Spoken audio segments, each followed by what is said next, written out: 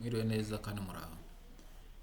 Nk'uko bisanzwe hari hashize iminsi nta video n'imwe na uploadinga, ariko uno munsi nongeye kubona umwanya nubwo wenda ntigeze mbona comment yanyu. Uyu munsi rero nukuvuga ngo tugiye kwiga duhere ku byo twatwize ubushize, kuko twari twize ibintu byerekeranye n'ibisenge, ubwoko bw'ibisenge. Hari ibya mugongo, hari ibingibi twita ngo ni ibintu n'uducurama. Ariko nubwo nabigishije gukora igisenge, nabigishije uko tugikora mu buryo busanzwe. Ariko murabizi haba mu cyaro cyangwa hano mu mujyi iyo umaze gukora igisenge, hari ubwo ugenda ushyiraho iyi mifuniko cyangwa se izo bita imifuniko. Hari gata cyangwa se imireko, n'ama fascia boards cyangwa se ama planche d'olive niko numva bavuga igifaransa babyita. Uyu munsi nibyo tugiye kurebera hamwe. Iyo umaze gushushanya kiriya gisenge ushyiraho iyi mifuniko yo hejuru ute, ese ushyiraho iyi mireko yo mu gisenge ute, ese ushyiraho iyi mireko yo ku mpande cyangwa se ama planche d'olive cyangwa se fascia boards gute. Ntabafashe umwanya munini rero, reka dukomeze muri Revit yacu. Nk'ibisanzwe Revit turabizi ko ari gutya yaka iyo wayifunguye. Turakora indi ijya kumera nk'iyi, kuko niyo yavuyeho kirana ndi kubereka iriya image. Ni ukuvuga ngo imifuniko navugaga ni iyi, noneho umureko wo mu gisenge ni uyu nguyu, kuko wakira amazi aturutse aha naturutse aha ngaha agahita ajya muri uyu mureko wo ku ruhande, ahita amanuka muri down pipe. Uyu munsi rero tugiye kwiga uko ushyiraho iyi mifuniko yo hejuru. So twagiye turakora Revit nshyashya, new page. Dushobora kuza hano kuri open ugafungura iyari ihari, ariko kuko nta iyi ngiyi nayikoze mutabireba, twe tugiye gukora new project. Turajya kuri file, tujye kuri new, noneho new project, template file, imperial construction template, twe extending, duhite tuza kuri metric architectural template, then hano tujye kuri okay. Bivuze ngo harafunguka new page. Nk'ibisanzwe rero n'ubundi turajya tubyiga twongera tugenda duheramo hasi kugira ngo tubashe kugira tukora recall cyangwa se twibukiranye. No kuvuga ngo utangira setting unit nk'uko twabivuze n'ubundi. Ujya kuri keyboard ukandika UN, atari United Nations ahubwo ni unit, then under common unit iyo ubishatse uhita usettinga iyi distance unit, then twayishyira muri meters, ko tugiye gukorera muri meters. Decimals tugire 3 decimals, unit symbol tuyigire meter. Ubushize ndumva ari uko nguko ninagiye mbibereka, ngire okay. Then tujye hano kuri length nayo tuyigire meters, dukore same as we did on kuri distance. Decimals tuzigire 3, symbol tuyigire meter, okay, then okay. No kuvuga ngo tumaze kwemeranwa na software yacu yuko tugiye gukorera muri meter. Icyo duhita dukora n'ubundi ntabwo wakora igisenge utakoze inkuta, tugiye gusa nk'abatangira ka new project. No kuvuga ngo tumaze kwemeza yuko tugiye gukora muri meter, no kuvuga ngo turaza kureba nanone hagati ya architecture na structural iyo tugiye gukoresha. Mu by'ukuri tugiye gukora architecture, kuko no kuvuga ngo tugiye gukora akazi k'aba architect tugiye mu nkuta. So ubu hano architecture niyo yari activated, ariko iyo usanze by default yatse iri muri structure ariyo rumweru, ubanza guswitchinga cyangwa se guswitchinga kuri architecture. Warangiza ukajya hano kuri wall, ugafata wall architectural ugakirikaho, then hano no kuvuga ngo aha hejuru ahita he displaying utu tuntu, modify place wall height. Nuvuga ngo urukuta tuza gushanya n'ubundi rwari ruri kuri height, ntabwo iyo ufashe depth nuvuga ngo ruhita rujya hasi mu butaka rukaba underground, turakoresha height. Then iyo ufashe height hano haza aka message kavuga ngo default wall setting will be changed, the base constraint level 1, base offset 0, top constraint ni unconnected, top offset 0. Nuvuga ngo iyi unconnected dufite hano muze murayibona ahangaha. Hano ndi gukoza ka mouse, niho ndi bugende nkabihindura kubera ko ni unconnected. No kuvuga ngo ni mezere ziri default, kuko height iri guhera kuri 0 kugera muri metero 8, kandi ntago washushanya akagakuta ka metero 8 zaba zigiye kuba nyinshi cyane. Ushobora gusettinga izi ngizi udashaka ukazihindura metero enye, metero enye, cyangwa se mu bundi buryo, kubera yuko iyo tunyuze hano muri project browser tukajya kuri south, iyo tugiye gusetinga kwa kundi turabona ko hano harimo by default harimo 4 meters. Nimba harimo 4 meters rero no kuvuga ngo kuri level 1 na level 2 biroroshye yuko n'ubundi nshobora kuza noneho najya kuri wall architecture, narangiza hano ahubwo kuri unconnected nkahita nyibwira ati noneho uragarukira kuri level 2, kuko ngwise height nkarugarukiza kuri level 1 nta nubwo agakuta kagaragara kaba kakiri kuri level 0, kuko level 1 niyo 00. ubwo no kuvuga ngo ndaruga kari kuri level 2, noneho ya warning message hano ihita iba disappeared. Noneho ikindi mba ngomba kureba hano, ubu dusetinze aha nyamara gushyiramo level 2, hano hari typing mu unit ahita aba deactivated. Then location, under location no kuvuga ngo urukuta nitujya kurushushanya reference iraza kuba center y'urukuta ni edge y'inyuma cyangwa ni edge y'imbere. Ibi ngiye ku muntu atazi gukoresha iyi location line ari buze kureba ya video ya nyuma twauploadinze tudiringa n'inkuta.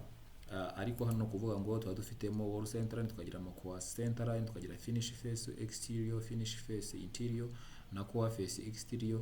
Ariko hano nuvuga ngo ndashushanya urukuta nyuma center line, aha ngaha ndibuze kubigaruka ni ntangira gushushanya urukuta.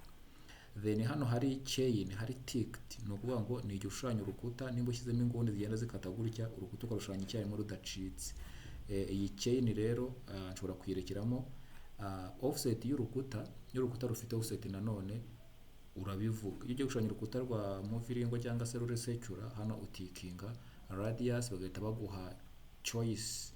Instead yo gushyiramo wall thickness, hano ushyiramo radius y'urwo rukuta uza gukoresha. Bivuze ngo tikinze hano hahita haba deactivated. Ariko kuko ntagiye gushushanya urukuta ruresecura kano ndakagira unticked, hano habe deactive. So hano no kuvuga ngo imaze gusettinga utu tuntu two hejuru, uhita uza gusettinga properties. Wall basic ufitemo basic line generic ufite 20, no kimwe no hano harimo n'ubundi bwoko bw'inkuta ariko turakoresha 20. Location line ni wall center line na bisetinze hano mwayibonye. Base constraint aho urukuta rwicaye ni kuri level 1, ari naho ahangaha kuri height. Base offset ni 0 kuko ntabwo rujya munsi ya level 1 cyangwa hejuru yaho ni 0.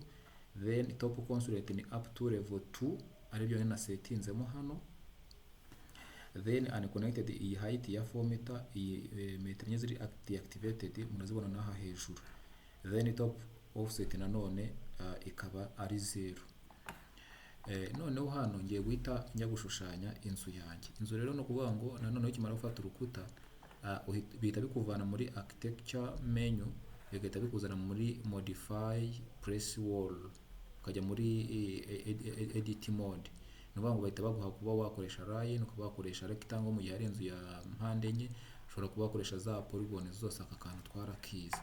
So kuri ubu ngubu ngiye gukoresha iyi line. Noneho ngiye gushushanya inzu imeze gutya. Muri ubu burebure irabifite karaba gafite metero wenda 9, wenda hano manukeho metero 2, nongere hano ntambuke izindi 3, hano nongere mfate 5, noneho hano mfate 3, hano mfate 3, nongere ntambike za zindi 9, mpite mpuza urukuta rwanjye akazu wenda gashushanya kameze nka gutya. Urabizi yuko kugira ngo uve muri iyi modify menu ujya ku yindi uza hano kuri modify kugira ngo skipping command wari urimo. Ninkika kuri modify aka gashushanya gahita kamera gutya. Kugira ngo mbe sure yuko urukuta rwanjye rwishushanyije, ndajya hano kuri 3D. Noneho inzu yanjye ihita igaragara muri 3D. Hano kugira ngo inkuta zigaragare twibukiranye yuko dukoresha iyi command ya detail level, detail level. Wangiza nanone ugakoresha kuri visual style. Wenda niyo nahindura visual style, no kuvuga ngo hano narindi muri wireframe, ushobora kurugira shaded kugira rugaragare neza.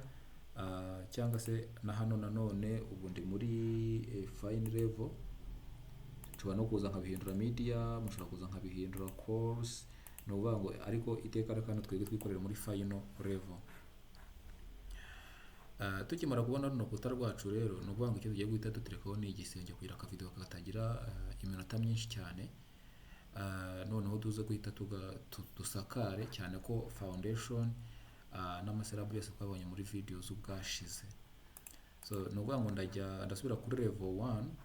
Noneho ubu nende gukora muri architecture. Muri architecture ni ukuvuga ngo n'ubundi niho nkomeza gukorera kuko ibi igisenge niho kiri kuko nanone kiri ni architecture part. So ndaguma muri architecture nze hano kuri roof. Roof ni ukuvuga ngo ushobora gukora igisenge ukoresheje footprint, ushobora gukoresha extrusion kwa kundi ugikwega kizamuka, ushobora gukoresha face, ushobora gukoresha soffit, fascia, ushobora gukoresha gata. Akarizo ugenda ushanya dore uyu ni wo mureko cyangwa fascia ni ni za planche d'olive nababwiraga, ariko turakoresha footprint. No kuvuga ngo ndakoresha iyi footprint. Noneho iyi software no kuvuga ngo ibizubwenge iraguha kano ka message kaba ngo lowest level notice, you have created a roof on the lowest level, would you like to move it to level 2?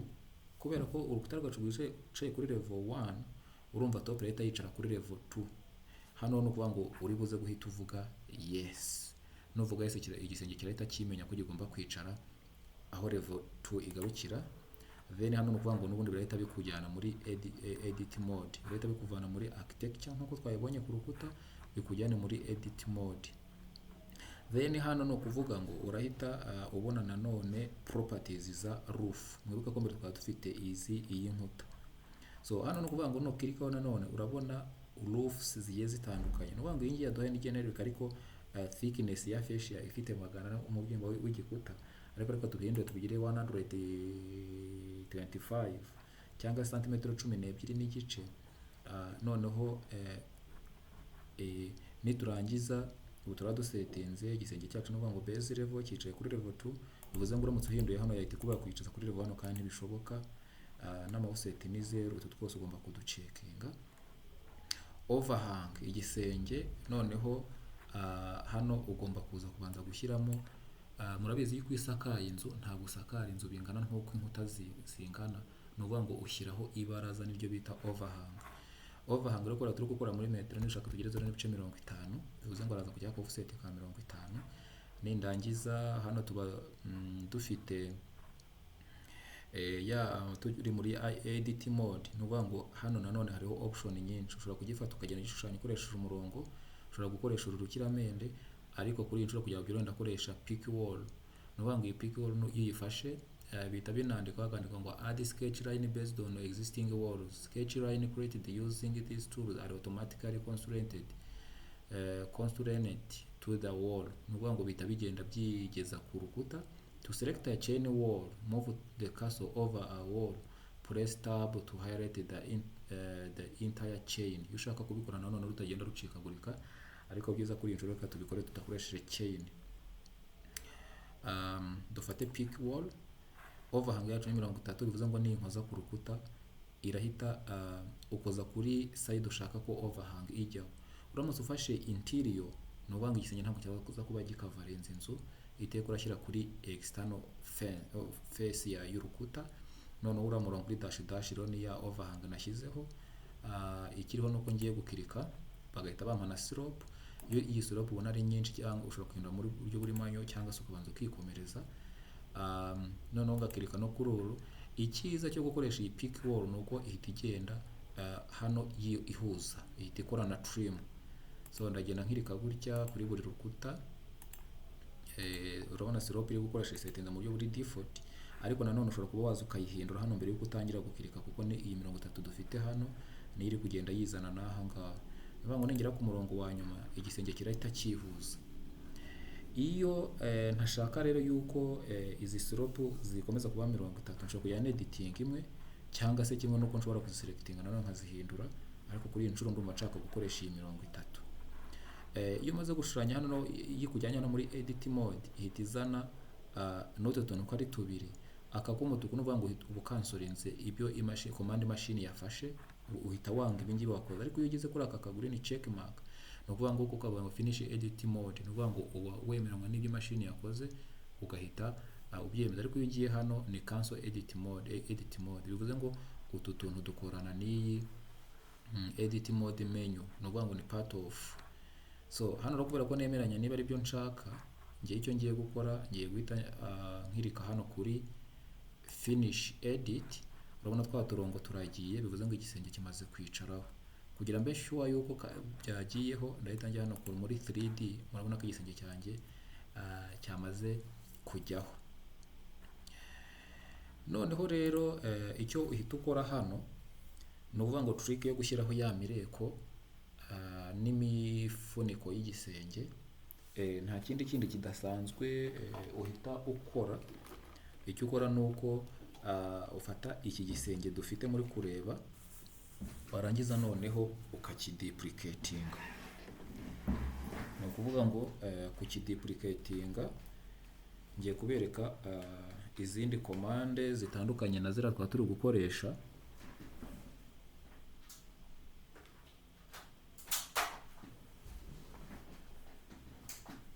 Ari nazo zidufasha kuduplicatinga igisenge. Ubwashize no kuvuga ngo nabigishije hari komande ziza icyo nkora no kwanda selectinga kino gisenge. Reka mbereke change ibaho. Mwitegereza hano munsi ya architecture, structure na style uko izi menu zose zimeze. No kuvuga ngo ni nko kuri machine bikimara kwaka. Ariko ninza ngakirika kuri iki gisenge harahita hahinduka iri appearance, hari banyereke details zijyanye n'igisenge, kuko irahita injyana nanone muri modify roof. No kuvuga ngo ni edit mode y'igisenge. Hano ndi gukirika, murabona hano hasi kuba hahindutse, hakaza za commande zose editinga, kujoininga, gukatinga, byose bita bihinduka, nawe murabibona. So icyo nkora hano rero ni ukuvuga mpita nza hano kuri aka kantu ko hejuru, copy to clipboard.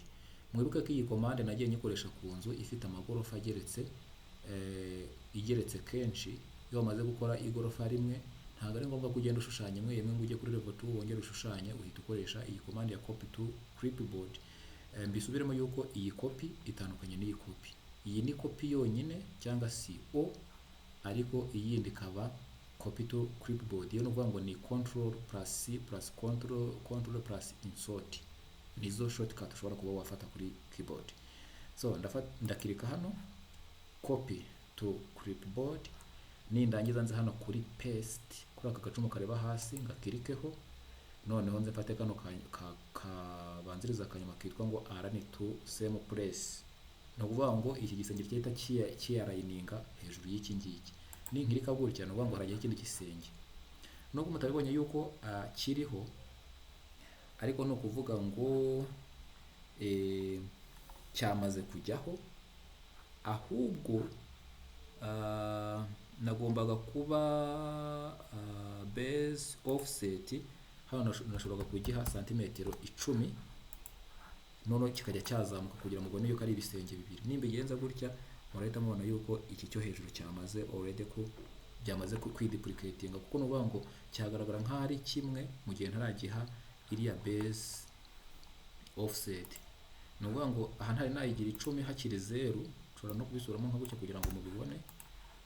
Urebye wagira ngo ni igisenge kimwe, ariko nanone ningaruka ngaselectinga kino gisenge cyanjye, we nashaka nkajya 0 n'ibice 15, murahita mubona yuko hariho igisenge cya kabiri ariko gisa nk'icya mbere, biraba bibaye superimposed. Mwabyumvishe, nakoze copy to clipboard, njya kuri paste kuri ncyarayininga hano hejuru. Ibi bimaze kugenda gutya, no kuvuga ngo noneho ngiye gutangira gushushanya ya migongo yanjye. Nimureba izi video zose nkora, mujye muyireba kugeza irangiye, kugira ngo mbashe kubona target y'ibyo twari dukeneye kuba twiga. Tutarajya kure cyane rero, iki gisenge no kuvuga ngo kibuze kuba gifite umufuniko hano, kigire no yumanuka, hano hagiyemo umureko wo mu gisenge, hano hagiyeho umufuniko, hano hagiyeho umufuniko, ahagiyeho umufuniko, hano hagiyeho umureko wo mu gisenge, ahandi hasigaye ni imireko kandi ijyanamo hano hanze. kugira ngo dushyireho imireko rero trick dukoresha ni ukuvuga ngo ndava muri architecture ahubwo nze muri structure. Nimara kuza muri structure ndaza gukoresha iyi commande ya vertical opening. Nimara gukirikaho gutya nkiritseho rimwe no ngo ya commande ngiye aragacumu gutya rero ihinduka agasaraba. Aka gasaraba nze ngakirikishe kuri iki gisenge.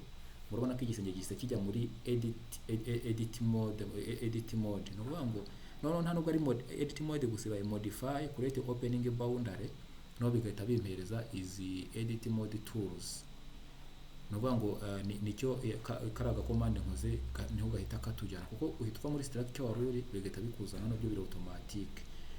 So iyo birangiye rero no kuvuga ngo utari wagira handi ukirika, urabona n'igisenge cyahise gihindura ibara kuko gikeneye nyine cyahise kijya muri edit mode. Uhita uza kuri hano ugakirika kuri top, no kuvuga ngo inzu yari ihagaze ihita iryama hasi. Iyo imaze kuryama hasi rero no kuvuga ngo ihita ikwereka plan view cyangwa se top view y'igisenge. None ukagaruka muri za edit mode, nanone turakoresha hano. Mwibuke ko ku nkuta hari handitse peak walls, ariko no kuvuga ngo hano habaye peak line, ariko no kuvuga rero no kuvuga ngo tubuze gukoresha aka peak line ku mubiri w'inyuma. No kuvuga ngo iyo ujya hano kuri peak line, nanone iyo umaze gufata iyi commande hano bahita bagusaba offset. Iyo bagusabye offset kuri uyu murongo w'inyuma uyu nguyu, no kuvuga ngo nta offset nkeneye kuko umureko ugomba kubufasha ku gisenge nyirizina, kuko no kuvuga ngo overhang y'igisenge nayishyizeho, bivuze ngo umureko uri buze kuba uri hano kuri overhang. Nshyizeho indi offset ni nkaho naba mpungishije umureko aho amabati agarukira, bivuze ngo inzu yajya inyara mu nzu. So hano kuri external picking line, mbibutse yuko gukoresha izi commande ihita igenda ikora ntuze trim, na hano outer. No kuvuga ngo uyu mubiri w'inyuma wose turabukora nta offset iri aha ngaha. Offset yacu ari 0. Nitugera hano bivuze ngo hano harihuje. Ariko ninjya gushyiraho iyi mireko rero n'imifuniko yo hejuru, murabizi yuko umufuniko ugomba gukavaringa hano nibura nka santimetero 10, na hano hirya y'amabati yafatiye nk'icumi. Ni kimwe no mu mureko wo mu gisenge. Ndahita nza hano noneho ya offset nyigire 0.10. Nimara kuhagira 0.10, ndaza noneho ngenda nkoza aho ngiye gufunika umufuniko. Nkoza hano nerekeje hanze, arahita hazaho edge y'umufuniko. Bivuze ngo uyu mufuniko mushyizeho. Na hano nanone nkirike hirya no hino. Hano hejuru naho nkirike hino, aho umugongo edge y'ibatu uza kujya ahita haza aka kadashi ugakirika. Na hano nuko hirya no hino, hirya hino. Uyu ni umureko wo mu gisenge impande zombi. Uyu ni umufuniko wo hejuru impande zombi. Uyu ni umufuniko wo hejuru impande zombi. Uyu ni umufuniko n'uyu ni umufuniko. Uyu ni umufuniko uruhande rwo hirya, uyu ni umufuniko uruhande rwo hino. Bivuze ngo nta hantu na hamwe hari umugongo tudafashe. Ibi rero iyo birangiye no kuvuga ngo ngiye gufata indi commande itari kuko icyo nakoraga kwa guca imirongo. None ngiye gutriminga, kuko urabona uyu murongo kugira ngo uhure n'uyu kano karengaho, bivuze ngo haba harimo gap cyangwa se une rupture cyangwa se nuvuga ngo haba biba bitari connected. Nkuko nabibabwira rero, nkuko ngenda mbibigisha nanone muri zira software zindi mbigisha harimo za Civil 3D n'ibindi. Izi software zose biba byiza ukoresheje shortcut. Ni ukuvuga ngo kugira ngo iyi mirongo rero uyunge, turakoresha commande ya trim, ariyo yiyi ngiyi. Ushobora kujyana kuri trim extend kuko ihita ibikora byonyine, trimming igahita inabihuza, cyangwa se ukandika tr trim, urabona niko gahita kaba active kakaba highlighted. So ndahera kuri iyi mirongo y'inyuma. No kuvuga ngo rero ikindi cyo kwitondera, mugomba gutandukanya kuri Revit no kuri Civil 3D trim biratandukanye, kuko muri Civil 3D icyo kiritseho nicyo kigenda, ariko hano muri Revit ni opposite cyangwa se ni bibiri oppose. Hano ahubwo ukirika kucyuza gusigarana. Bivuze ngo niba nshaka gusigana umurongo n'uyu niyo nkirikaho, nshaka gusigana kariya k'inyuma niko nakirikaho uyu wahita ucika. So bivuze ngo ndibuze gukirika kuri uyu murongo nkirike n'uyu kariya karengaho kaveho. Command iraguma, ntabwo ugenda ukanda enter, nongere nkirike uyu murongo ushaka gusigarana uyu n'uyu, niyo mpamvu ndi bukirike uyu n'uyu, turiya dutwi tukavaho. Hano ndasigarana uyu murongo n'uyu, turiya dutwi two hejuru tuveho. Noneho uyu murongo ugomba guhura n'aha n'uyu ugahura n'uyu, ndabanza nkirike uyu n'uyu, uyu nawo nkukirike gutya. Ibi si ngombwa kubisubiramo byose, logique mwayumvishe. Ndabizi neza ko ndi mu bantu bagerageza kwigisha neza ibintu mu buryo busobanutse, ariko nanone nkagira defo yo kuvuga vuba vuba. Kubikosora byarananiye, ariko nzajya ngerageza ku buryo tubigendanamo neza. Aho mutumvishe mukajya muri comment mukambwira nkaza kuhabasubiriramo. Ndakirika hano na hano, uyu murongo uhure n'uyu, uyu murongo uhure n'uyu. Bivuze ngo hano uyu ni umufuniko, ariko hano wamaze kuba deja umureko wo mu gisenge. Nkirike hano na hano, uyu murongo n'uyu, uyu murongo n'uyu, uyu murongo n'uyu, uyu n'uyu, uyu nawo nkawuturiminga. Bivuze ngo n'ubusanzwe uri trimmed ntabwo ari ngombwa yuko uwizera, kuko iyo uwizeye akenshi birapfa, ugasanga imifuniko yawe ntabwo igiyeho, kandi urumva nyine n'abantu mugenda mwubaka nk'ibisenge haba mu byaro n'ahandi, urabizi ko agendana umukasi wo kuza gukata ibati afunikisha cyangwa se agashyira ya mifuniko ya kizungu. Ni ukuvuga ngo ahangaha umaze kubona yuko buri murongo wose wawutriminze kandi ukaba wagiye ushyiraho ibiri nkenerwa.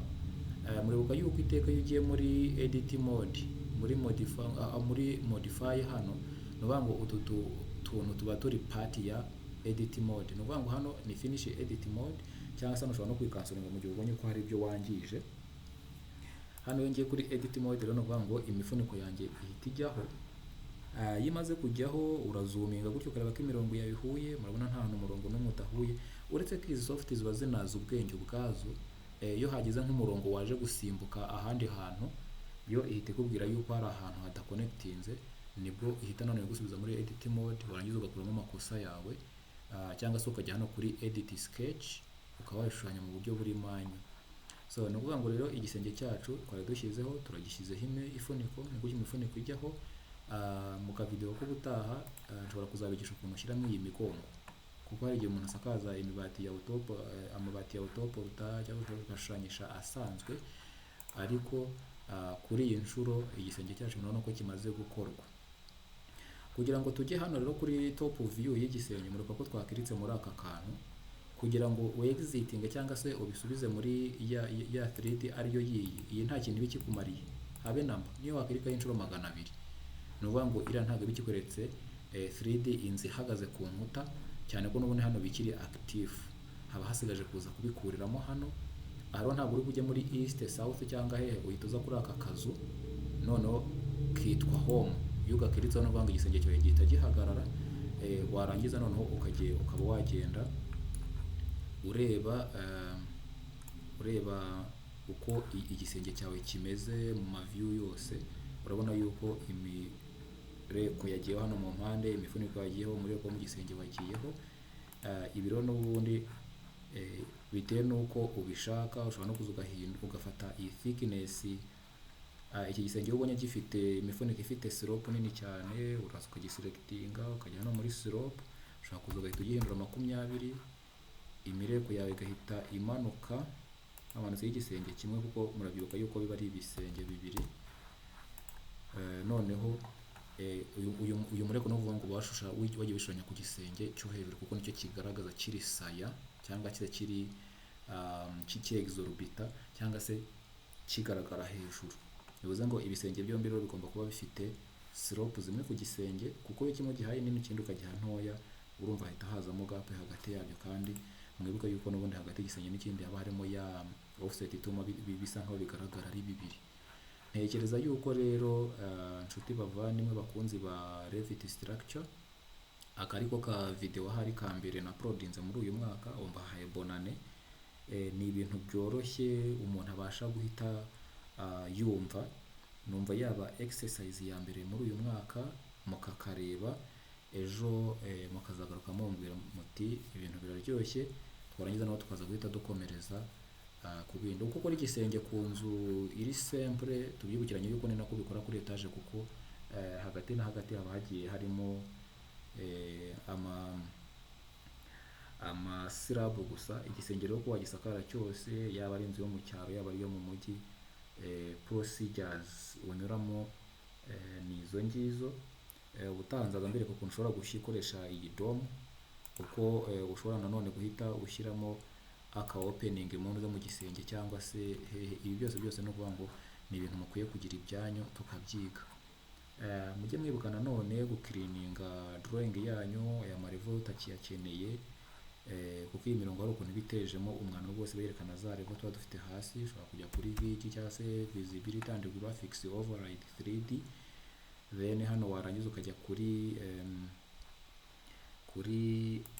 annotate, warangiza ukareba ahantu handitse revo cyangwa se ukaza ukandikamo ngo levels, hano ikaba unticked, apply okay.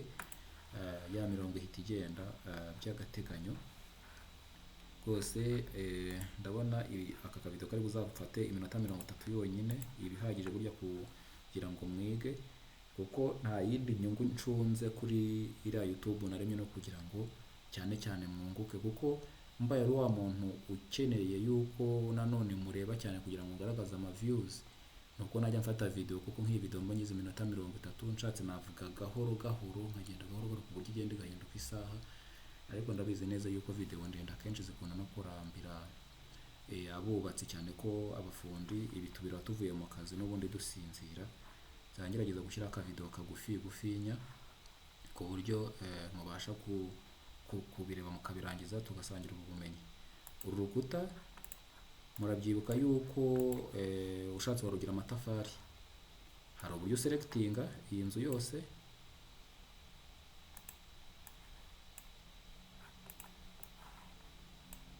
warangiza ukajya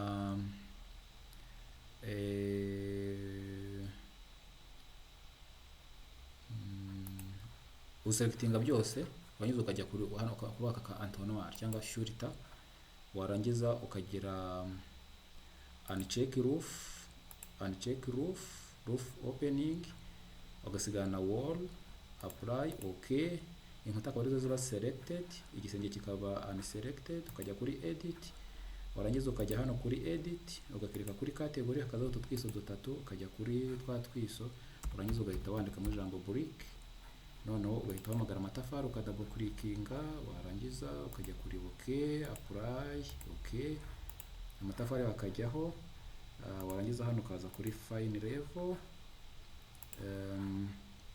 noneho hano nanone akaza kuri realistic, noneho ukayireka igatekereza yuko ikaguhamagarira amatafari. Dore inkuta z'amatafari n'izi ngizi, mu gihe udashaka ko ziba zisize, kugira ngo utandukanye ibara ry'igisenge n'iryahangaha. Iki gisenge nanone birashoboka yuko nanone ushobora guselectinga byose, ukajya kuri filter, ukanicekinga wall, ukajyaho roof, then hano warangiza ukapplyinga igisenge kikiselectinga. Ni ukuvuga ngo ushobora kuza kuri cyo kimwe nuko ushobora no kugiselectinga bisanzwe cya kinyarwanda. Wamara kugiselectinga ukaza hano kuri edit, noneho edit, naho ukajya kuri category, ukajya hano kuri utu twiso, warangiza ukarebaho nimba ari amategura ushaka gushyiraho, nimba uri kubaka nk'imuhanga n'ahandi hagize, hakajyaho kuri roofing tile okay. Noneho wangiza ukajya kuri okay, apply okay, noneho inzu igasakazwa amategura ameze nka gutya. Bivuze ngo ni ibintu biba byoroshye, yaba amategura agira imifuniko, yaba amabati agira imifuniko n'imireko, sino utabikoze igisenge cyawe cyava my friend. So reka aka video tukarekere ahangaha, ni mukareba mukagakunda muzambwira nkomerezaho n'ibindi byo mu bisenge. Hariho gushyiraho inzu yacu tuyikoze nta madirishya ahari, kuko twaba dufite gahunda yo kugira ngo dutereke inkuta niturangiza duhite dushyiraho n'igisenge. Ushatse kuba washyiraho amadirishya nta tegeko ribahana, ni kimwe no wajya kuri level 1 warangiza ukajya kuri architecture, ukajya kuri window, ukabona amoko y'amadirishya yose ushaka, warangiza ukagenda uyaterekamo. Reka tubikore kugira ngo tutaza gukora inzu idafite amadirishya yabaye nk'ikigega. Noneho warangiza ukasubira muri architecture, ukajya kuri door, inzugi ushobora kuza ugafata urwa 80 kuri 230, birashoboka ko waza ukarushyira aha. Noneho iyo urukiritseho urugi urabona rufunguka rwegama hano, kandi wabizi ko bitubya icyumba.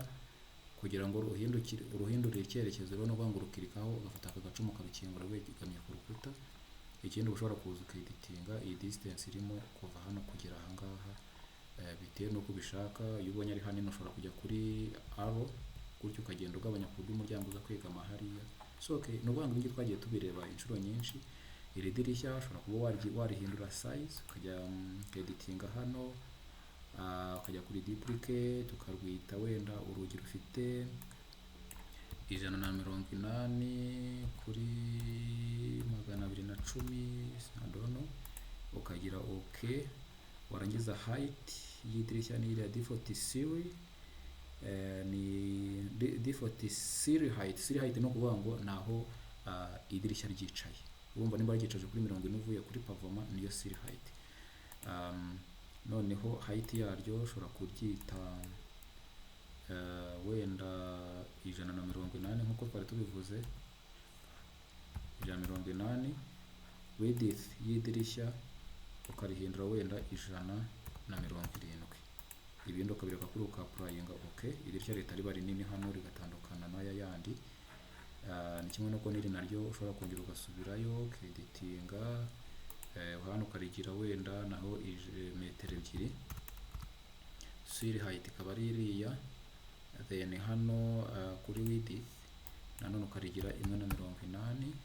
Uko no kugenda editinga amadirishya kugira ngo angane nk'igikuta. Warangiza ukagaruka muri 3D, ukareba ko amadirishya yagiye ajyaho, kandi kuko nk'aya madirishya namwe murayabona. Ndumva twagarukiriza aha ngaha kuko amadirishya murabona ko yamaze kujyamo. Inzu yacu ni kuriya ifite ya madirishya n'ibindi nkenerwa. Murakoze cyane. Iyi video ndayitiye izina ry'uko ari fascia, gata na rigs. Ni ukuvuga ngo imireko, imifuniko, reka tubyite mu Kinyarwanda. Murakoze, mwaka mushya muhire.